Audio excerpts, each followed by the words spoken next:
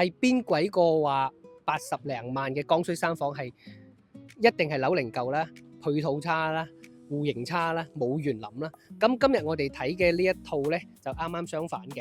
咁佢就係南區嘅星光喜悅呢個盤，我係好中意嘅，因為呢，佢雖然細，但係佢喺南區呢個位呢，配套係非常好嘅。落樓呢，你就可以衣食住行都可以滿足到啦。咁我哋呢個小區唔大呢，但係佢都係小高層嚟嘅，樓齡呢4-5年嘅啫。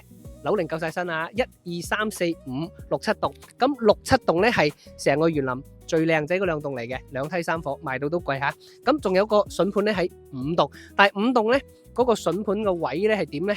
係樓下會比較多啲夜市啊，我覺得啲噪音同埋氣味會影響到居住體驗。我哋今日睇嘅嗰棟咧係2棟，就係呢度啦。當年我最中意嘅戶型，94方嘅3房2衛望園林嘅呢個園林咧。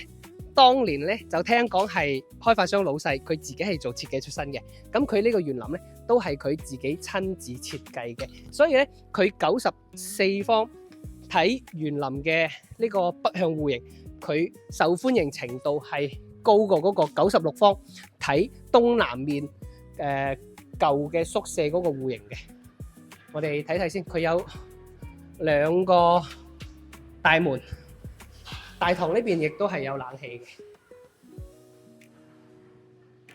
嘅，好舒服。啱啱37度嘅天氣，入到嚟呢度嗱，94個方3房2衛帶裝修嘅，呢個啱晒啲年輕嘅家庭嚇，80零萬。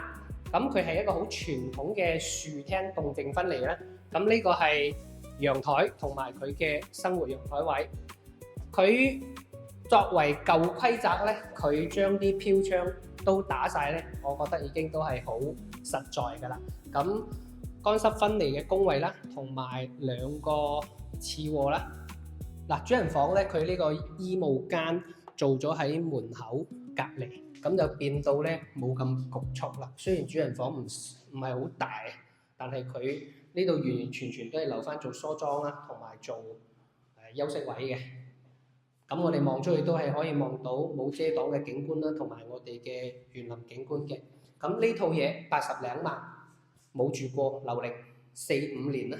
咁感興趣嘅評論區啊！